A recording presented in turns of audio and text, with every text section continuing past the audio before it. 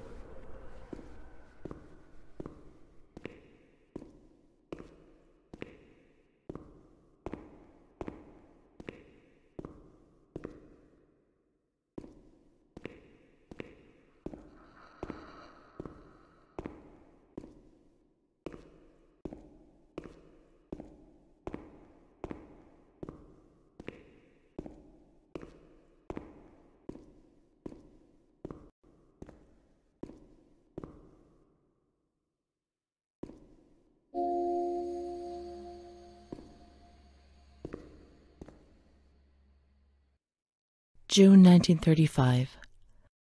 After much theorizing and practice in clinics for the privileged, The moment for action has finally arrived. Volterra is the right place. It's an avant-garde hospital, the perfect place for a doctor who really wants to make a difference. November 20th. Crossing the threshold of the asylum was similar to entering another dimension. A world of smells, noises, and images which it is almost impossible to imagine, describe, or explain. August 1936. The situation is similar to that in many other institutions. The department is overcrowded. Hundreds of patients are supervised by a handful of nurses who are forced to tie the more distressed ones to their beds or to radiators. They do 24-hour shifts. It's impossible to work like this. We doctors rarely see the female patients, and it's the nurses who tell us what's happening to the women.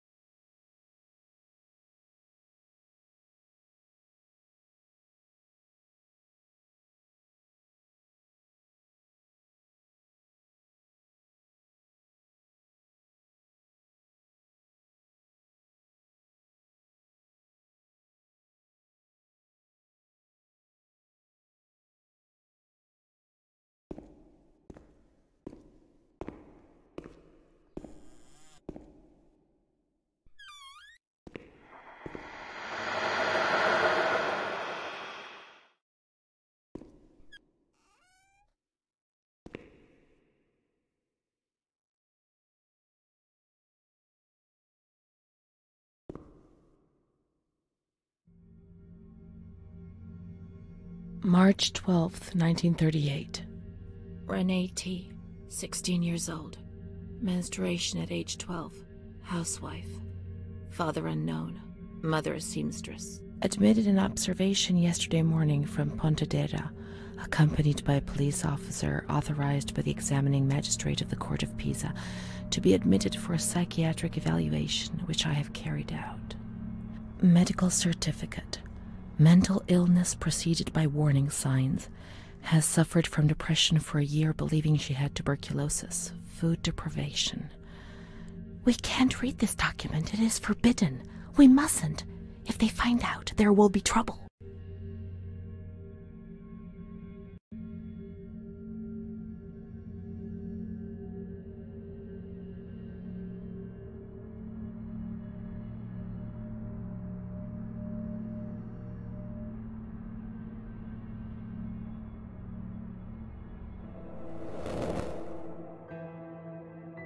We have to look for Amara. We must hurry. We have to follow the memories and make sure they don't fade. She is frightened, hears noises and ghosts, presents serious signs of anxiety psychosis, suffers from hallucinations. She is anxious, confused, her expression is distressed, a questioning look as if terrified, disoriented. She feels confused, hears voices shouting in her head. She doesn't understand things properly. She has been feeling unwell for 2 or 3 months. When questioned, she replies, "My mother wants to hurt me. I am always scared of her. She chases me." "Why are you here?" "I argued with my mother and was so upset that I felt like my head was spinning. There was a woman there who wanted to force me into a life of prostitution. They wanted to condemn me to be burned at the stake. Children whispered, called my name." March 16th. She couldn't sleep last night. They wanted to condemn her to be burned at the stake. April 4th. Transferred to the calm ward, still under my supervision. "Yes, that's true. The ward where Amara was. Yes, the stake. The children wanted to burn Renee. She had to pay for what she'd done, like witches at the stake."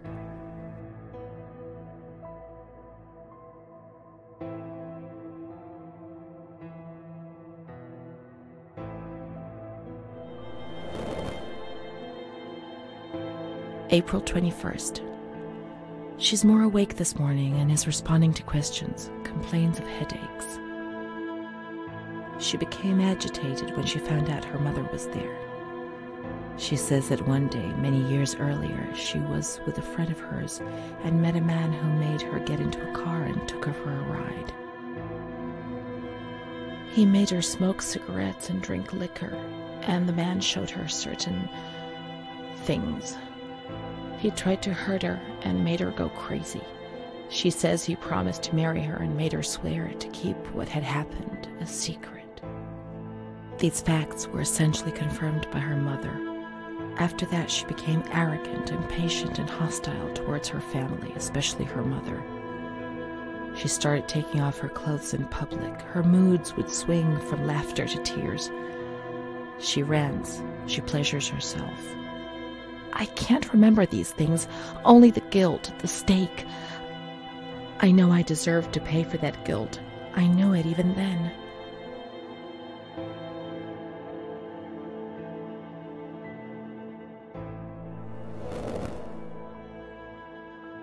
She was uncooperative during the examination. She didn't want to be stripped and her body remained rigid. Voluntary attention almost totally absent. Probable hallucinations. April 25th. Confused ideas, unable to maintain a spontaneous conversation. Reflexes all normal. Reactive pupils. Let's find Amara, and we'll find the full medical records.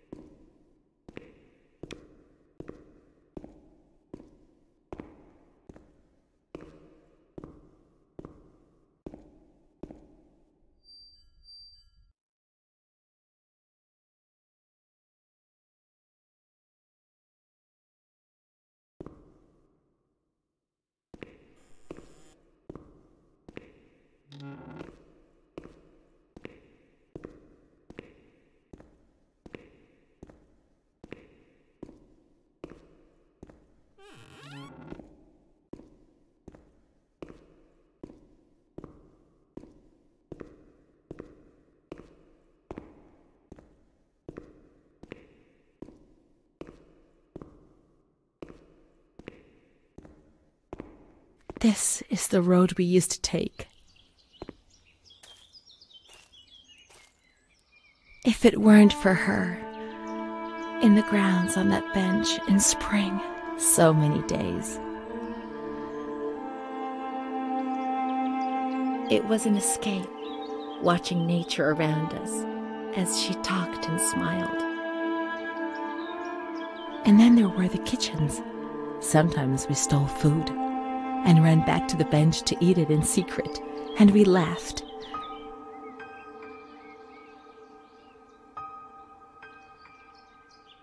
She did things to me. Sometimes she touched me. In the shower, I felt her body against mine for the first time. It was a shiver that warmed my soul. Eyes closed, the light slipped away.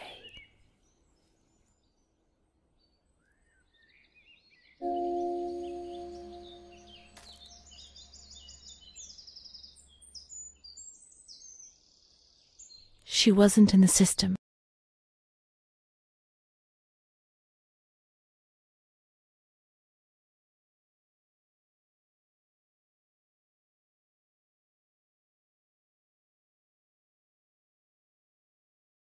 That's it. She...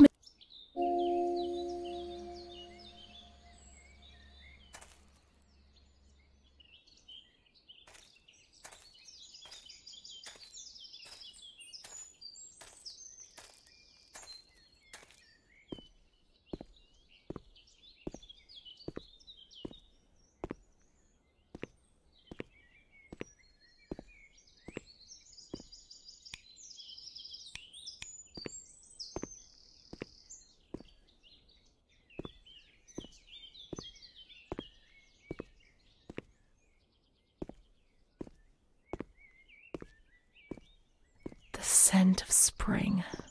The land of light was far away, and we spent the days chatting on the stone benches.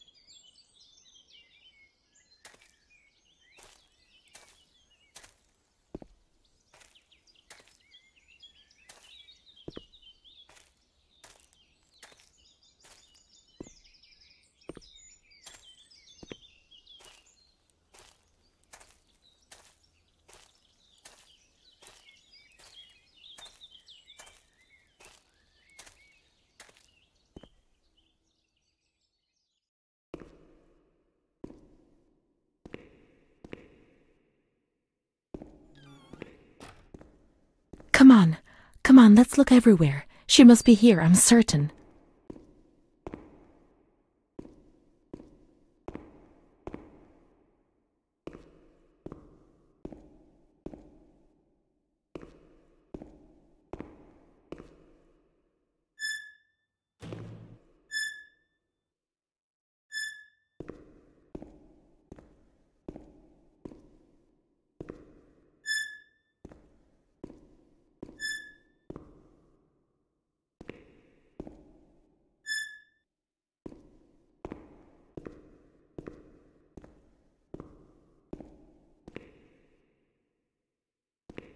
Keep looking. We mustn't give up.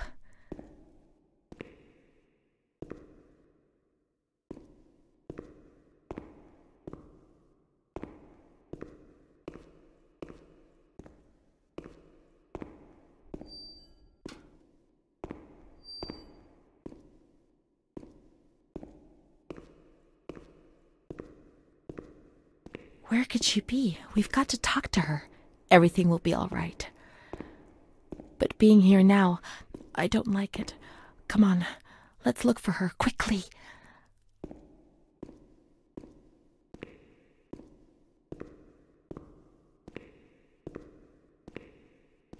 We can't stay in here too long. They'll find us. When they found us... Come on, hurry. We've got to find her quickly. We've got to get out of here. They'll find us.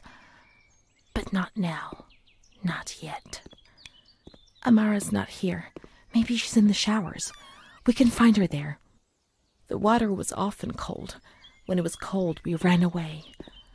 But when it was hot, then she came to Renee under that cruel white light. I can still feel the shivers her body gave me. Everything must return to how it was. If we recreate that magic, she'll come to us.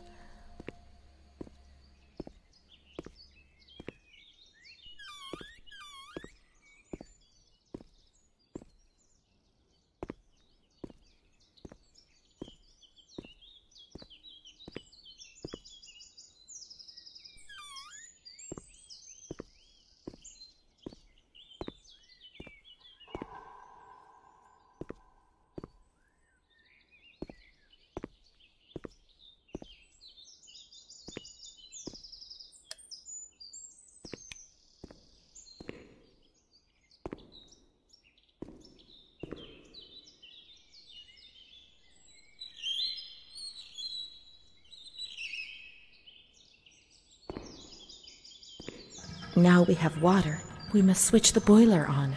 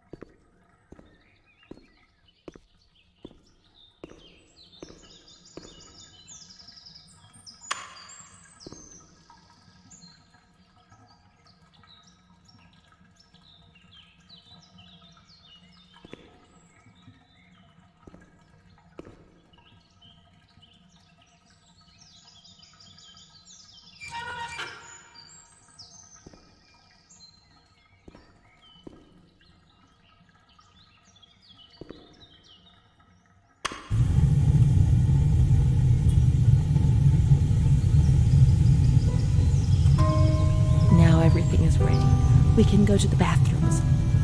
We can go along that narrow corridor in the kitchens. We'll meet her in the showers, yes.